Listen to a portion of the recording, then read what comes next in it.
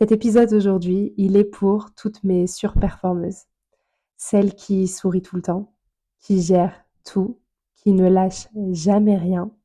Celles qui pensent que quand j'aurai coché toutes les cases, alors seulement. Mais qui à l'intérieur sont fatiguées. Elles sont fatiguées d'être à la hauteur. Dans cet épisode, je veux t'aider à souffler, à ralentir et à comprendre que tu n'as jamais eu besoin d'être parfaite pour mériter l'amour, la réussite ou la paix. Et on va entrer tout de suite dans le vif du sujet. Tu n'as pas besoin d'être parfaite pour être aimée. Mais ça, je sais que ce n'est pas une phrase que tu crois facilement. Parce que toi, tu fais partie de ces femmes qui ont toujours voulu bien faire. Celles qui se lèvent le matin avec une to-do list dans la tête et qui se couchent le soir avec la sensation de ne pas en avoir fait assez. Tu veux être une bonne amie, une bonne partenaire, une bonne professionnelle, la collègue exemplaire, la bonne employée, une bonne fille, une bonne mère, une bonne version de toi-même. Et à force de vouloir être bonne, tu t'es coupé de ce qui est vrai. Depuis longtemps, trop longtemps peut-être même, tu vis avec cette croyance de si je fais tout bien, si je contrôle tout, si je ne déçois personne, alors, en échange, je serai aimée. Et ça, c'est ce qu'on appelle le syndrome de la bonne élève. Celui qui te pousse à être irréprochable, toujours poli, toujours efficace, toujours disponible. C'est ce même syndrome qui te fait t'excuser dès que tu ralentis, dès que tu poses une limite, dès que tu n'as pas assuré. Tu as appris à chercher l'amour à travers les félicitations, à travers les bonnes notes, les bravos et les t'es tellement courageuse, à travers la performance finalement. Et du coup, sans t'en rendre compte, tu as confondu l'amour avec cette même performance. Tu coches les cases, toujours. Celle du travail, celle de la réussite, celle de l'image, celle de la santé, celle de la relation, celle qui est sur tous les fronts et qui gère. Et même quand t'en coches 10, il t'en reste toujours une qui n'est pas cochée et qui manque. Parce que l'amour conditionnel, ça ne se rassasie jamais. Il y aura toujours une nouvelle condition, on repoussera toujours la ligne d'arrivée. Et c'est ce qu'il faut bien comprendre, c'est que ce syndrome, ce n'est pas une faiblesse, c'est une stratégie de survie. C'est un réflexe que tu as développé, petite notamment, pour être en sécurité, pour qu'on t'aime, pour qu'on t'accepte. Mais aujourd'hui, tu n'as plus besoin d'être la meilleure pour être digne d'amour. Tu n'as plus besoin d'avoir tout bien fait pour mériter le repos, la tendresse, la reconnaissance. Tu vois, ce qui fatigue le plus, ce n'est pas ce que tu fais, c'est la pression invisible que tu te mets pour ne jamais faillir en fait. Parce que dans ta tête, faillir égale être rejeté. Et ton corps, lui, en fait, il commence à dire stop. Il commence à dire stop au je gère, stop au t'inquiète, je m'en occupe, stop à cette exigence qui t'empêche de respirer. Et donc, si à la place, je te proposais qu'on apprenne à être une bonne élève, mais de toi-même, à écouter ton rythme, tes besoins, tes limites, à valider ce que tu ressens avant de chercher à valider ce que tu fais. Parce que la vraie réussite aujourd'hui, ce n'est pas et ce n'est plus de cocher des cases. C'est de revenir à toi. La vraie liberté et le vrai bonheur, il n'est pas en faisant plus, en courant derrière plus ou en ayant un agenda surchargé. Il est dans l'être, dans le respirer. Et j'en parle aujourd'hui parce que j'ai été pendant longtemps cette version de moi de surperformance. Et pour certaines personnes, je semble l'être encore de l'extérieur parce que c'est juste qui je suis finalement. Une femme hyperactive qui fait toujours 1000 trucs à la minute. Mais la grande différence aujourd'hui, c'est que j'ai appris à m'écouter. Et je sais que ça peut paraître flou, ce truc de mais comment je fais en fait pour m'écouter? Parce que je n'ai littéralement jamais fait ça. On m'a pas appris à faire ça. Et ça a arrangé plus d'une personne, le fait que je ne sache pas m'écouter. Notamment mes employeurs, notamment des amis qui avaient toujours besoin de moi, qui ont eu l'habitude de compter sur moi, un partenaire aussi peut-être. Et puis tu as aussi sûrement eu autour de toi des exemples qui s'écoutaient trop, même un peu trop. Et du coup, tu ne veux pas tomber, en tout cas c'était mon cas, dans ce piège non plus. Donc du coup, on contrôle encore et encore, mais comment on fait pour trouver le juste milieu celui où on temporise finalement, celui où on n'est pas dans l'over-contrôle et dans l'over-performance, mais celui où on n'est pas non plus en train de s'écouter dès qu'on a un petit mal de ventre ou quelque chose comme ça. Et bah, s'écouter, pour moi, ça passe par croire mon instinct, notamment avec les personnes. Si la relation, elle est plus épanouissante, si je sens que je me sens plus à ma place, que je me sens plus la bienvenue autour de cette table ou au contraire que je sens que ça ne m'épanouit plus, ça ne me nourrit plus, ça me draine de l'énergie. Bah, j'ai appris à me faire confiance et à prendre mes distances dans ces cas-là. J'ai appris à voir les signes aussi. Si je suis trop à fleur de peau, si je suis en colère ou si je suis constamment dans des ups et des downs émotionnels, ça veut peut-être dire que là, il faut que je calme le rythme. Il me faut du repos et moins de stimulation extérieure. Donc, je vais peut-être annuler mes plans, aller moins au sport, arrêter de scroller les réseaux sociaux, créer moins de contenu parce que là, le truc, c'est qu'il faut que je revienne à moi. Respecter mon rythme de sport et comment je veux bouger. Donc, c'est-à-dire que, ouais, je me suis engagée avec cette copine ou je me suis engagée sur 5 cours cette semaine, mais finalement, bah, la vraie vie reprend le dessus. J'ai eu beaucoup de travail, beaucoup de coaching, je suis fatiguée, j'ai pas envie d'aller à ce cours. Bah, je m'écoute et j'y vais pas. Arrêter de dire oui aussi à des plans trop en avance, sauf des gros événements, bien sûr, on s'entend, des mariages, des gros anniversaires, etc.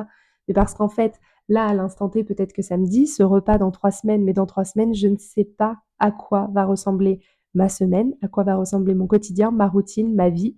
Et donc, je n'ai pas envie de m'engager parce que je ne sais pas ce que je vivrai et comment je me sentirai à ce moment-là. Donc finalement, m'écouter, ça a été ça. Ça a été de faire attention aux signes que mon corps m'envoie et m'envoyait. Pendant très longtemps, j'ai tellement été dans ce truc de il faut, je dois, que bah en fait, il n'y avait pas de place pour l'écoute, il n'y avait pas de place pour le pas prévu, parce qu'il n'y avait que de la place pour du contrôle et du remplissage d'agenda et du il faut, je dois. Et au moment où j'ai arrêté de me dire, il faut rien du tout en fait. Il faut parce que toi, tu as décidé qu'il faut, mais qui attend ça? Est-ce que vraiment ça va changer quelque chose pour telle ou telle personne? Est-ce que vraiment tu es obligé, toi, de te mettre dans un état pareil si tu veux pas? Et la réponse, dans 99% des cas, c'était non. La pression, c'était de moi à moi, c'était avec moi toute seule, mais la culpabilité qu'il y avait derrière, bah, c'était aussi moi toute seule et personne d'autre. Donc reviens à toi, apprends à dire stop et ouais, la perfection, c'est rarement une exigence. Finalement, c'est une peur qui est déguisée. C'est la peur de pas être assez, la peur de décevoir, la peur d'être vu dans ta vulnérabilité, la peur qu'on voit la faille, la fatigue, la vraie toi, celle qui parfois doute, pleure, en a marre ou ne sait plus trop comment faire. Et du coup, tu compenses, tu anticipes, tu contrôles, tu t'adaptes, tu dis oui, alors que tout ton corps, finalement, il est en train de crier non, je veux juste lâcher, je veux juste du repos. Tu souris même quand tu es au bord des larmes, tu tiens bon parce que tu as appris que si tu lâchais, bah, tout s'écroulait. Combien de fois tu t'es prouvé qu'une relation, tu la portais toi à bout de bras, mais que quand tu lâches, il n'y avait plus de lien. Mais du coup, à force de vouloir éviter le rejet, bah, tu t'es rejeté toi-même. Tu as mis ton authenticité de côté pour paraître forte, pour paraître stable, pour paraître parfaite. Tu t'es construit une image qui est impeccable, mais parfois tu ne sais même plus qui tu es derrière cette image.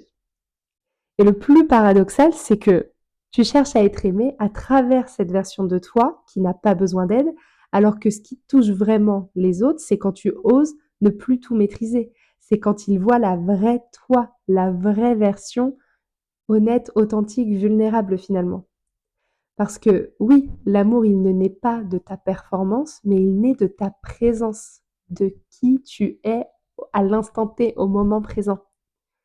Donc dans ce moment où tu respires, où tu te montres tel que tu es, sans ajuster, sans prouver, sans filtrer, bah c'est là, c'est dans cette vérité brute et imparfaite que naît la vraie connexion. Quand tu n'essaies plus de bien faire, mais simplement d'être là, présente à toi, présente à l'autre, présente à la vie qui est en train de se passer. La perfection, elle te donne l'illusion de la maîtrise, mais elle t'enlève la paix. Elle t'enferme dans un contrôle qui est permanent. comme si tu marchais sur une ligne très très fine où à chaque pas, tu pouvais tout faire basculer. Tu es sur un fil en fait. Tu crois tenir ta vie alors qu'en réalité, c'est elle qui te tient. La perfection, elle te vole ton temps, ton plaisir, ta spontanéité parce que tu réfléchis avant d'agir, tu corriges avant de créer, tu es dans un perfectionnisme, tu doutes avant d'oser et même les moments qui sont censés être doux comme une soirée entre amis, un message reçu ou un compliment, bah tu les passes à te demander si tu mérites vraiment tout ça. Et du coup, cette perfection, bah, elle te pousse à chercher la validation extérieure, à scruter le regard des autres comme un miroir de ta valeur. Tu guettes un bravo, un merci, un je suis fier de toi, un je crois en toi, alors que ce que tu veux au fond, c'est te sentir en paix à l'intérieur. Respirer sans prouver, être sans performer. Et à force de vouloir être aimé pour ta perfection, bah, tu oublies ce qui touche vraiment les gens, c'est-à-dire ta vérité. Ce moment où tu ris trop fort, où tu dis bah, je sais pas, où tu pleures sans te justifier, où tu es juste dans la conscience du moment. Ce moment où tu laisses tomber le masque et où quelqu'un te regarde vraiment et te dit mais en fait je t'aime comme ça. Parce que c'est ça le paradoxe, c'est que tu cherches à être aimé pour ton mieux alors qu'on tombera amoureuse de toi pour ton vrai. Et peut-être que la paix que tu cherches depuis si longtemps, elle ne viendra pas du fait de tout maîtriser, mais du fait de te laisser être humaine, de te foutre un peu la paix. L'amour, il n'a rien à voir avec la performance. Tu peux tout donner, tout organiser, tout anticiper, mais c'est pas ça qui crée le lien. Et je pense que ça, tu t'en es rendu compte avec le temps dans tes relations. Et souvent, moi, j'entends, mais je lui ai tout donné, je me suis tellement mis de côté, je me suis abandonnée dans cette relation. Et ce qui fait le plus mal, c'est que même en faisant tout ça, bah, ça n'a pas marché. Les gens qui t'aiment, ils ne t'aiment pas parce que tu gères, ils t'aiment parce que tu es, parce que tu as ce regard qui rassure, parce que tu écoutes avec ton cœur, parce que tu ris à en pleurer, parce que parfois tu doutes et parce que ça te rend vrai. Tu peux être douce, désorganisée, fatiguée, confuse, drôle, maladroite et quand même profondément aimable. Tu es aimable tel que tu es dans tout ce que tu crois bon et tout ce que tu crois pas assez aimable. Tu peux être trop ou pas assez et pourtant exactement celle qu'il fallait aux gens autour de toi. L'amour, il ne demande pas que tu sois impeccable, que tu sois une image lisse d'Instagram. Il demande que tu sois présente, sans filtre, sans rôle, sans scénario. Et la vraie liberté, c'est ça, c'est de te laisser exister pour ton humanité, sans devoir mériter ta place chaque jour. C'est respirer sans performance et c'est savoir que même quand tu ne fais pas plus, t'es déjà assez. Du coup, pose-toi cette question. Et si j'avais plus rien à prouver, qu'est-ce que je ferais différemment? Dès aujourd'hui. Peut-être que tu te reposerais sans culpabiliser. Peut-être que tu dirais non, calmement, sans t'excuser, sans te justifier avec des milliers de paragraphes derrière. Peut-être que tu t'autoriserais à pas tout comprendre, à pas tout maîtriser et que ce serait OK. Peut-être que tu t'autoriserais à être moyenne parfois et pas à être la meilleure et à être en paix quand même avec ça, à être OK avec ça, à être OK avec ce que tu peux donner aujourd'hui. C'est peut-être pas mon max de demain, c'est pas mon max d'hier, mais aujourd'hui c'est mon max et je suis déjà très contente de ça et très fière de ça. Parce qu'au fond, t'as pas besoin d'en faire plus pour être aimé. Tu as juste besoin d'oser être là. Simplement, sincèrement, toi-même. Et c'est souvent dans cette simplicité-là que naît le plus grand des amours, celui que tu vas te porter à toi-même.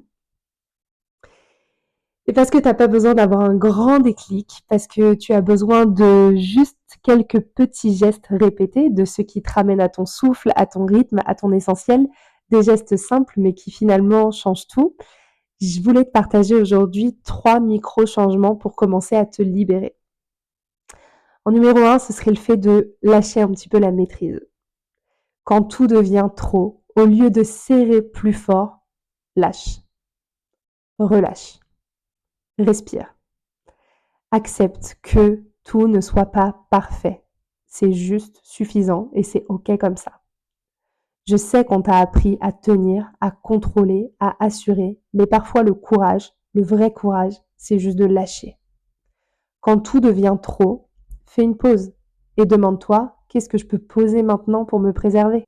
Tu n'as pas besoin que tout soit parfait.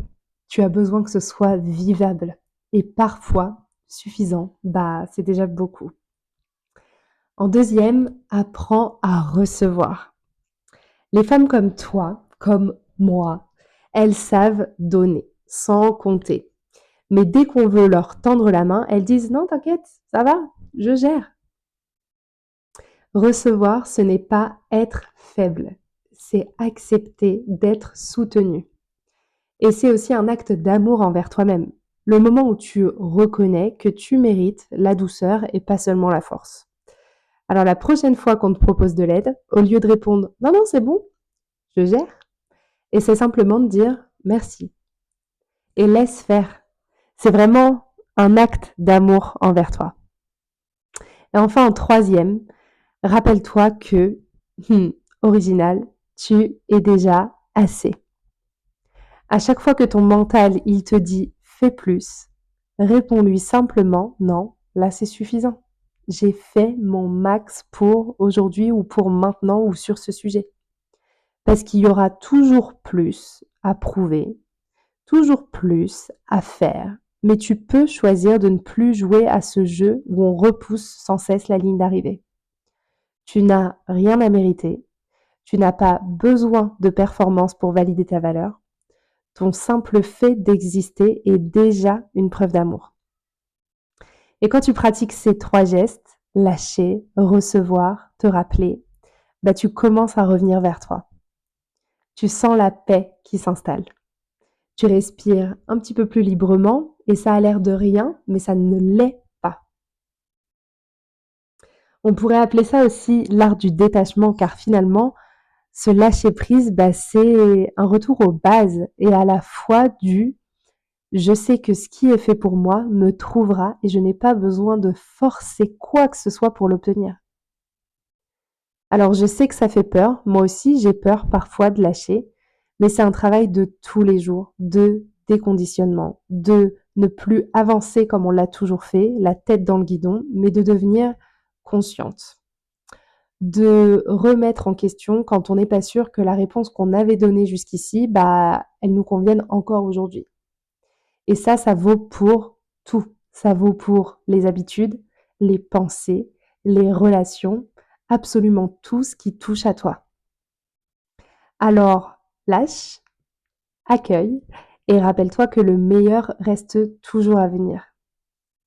Le message que je veux que tu retiennes aujourd'hui, finalement, ce serait que tu n'as pas besoin d'être parfaite pour être aimée. Tu as juste besoin d'être vraie. Ce que tu appelles failles, ce sont souvent les endroits par lesquels l'amour, il peut enfin passer. Alors ma douce, pose ton armure, fous-toi la paix 2 minutes, respire. Tu as déjà tout en toi et tu mérites sincèrement d'être aimée. Maintenant et pas quand tu auras coché toutes les cases. Si cet épisode t'a parlé, partage-le autour de toi à une femme qui, elle aussi, s'épuise à chercher à être parfaite. Et si tu sens que c'est le moment pour toi d'apprendre à t'aimer dans l'imperfection, je t'invite à réserver ton appel diagnostic avec le lien qui se trouve dans la description. On va se prendre 30 minutes, rien que toi et moi, ensemble, pour comprendre où tu en es, où tu veux aller, ce qui bloque, et mettre en place un plan d'action précis à travailler pour avancer ensemble. On va aller déposer cette pression et reconstruire une confiance qui est douce, qui est profonde et surtout durable. Celle qui ne dépend pas de la performance, mais qui est profondément alignée à qui tu es. Merci encore pour ta présence, ton soutien. N'hésite pas à t'abonner, liker, laisser un commentaire pour m'aider à avoir encore plus de visibilité et faire passer mon message. Et je te dis à mardi prochain pour un nouvel épisode spécial anniversaire, le mien en l'occurrence. Je t'embrasse très très fort et je te rappelle que tu es assez, tu l'as toujours été et tu le seras toujours. À très vite.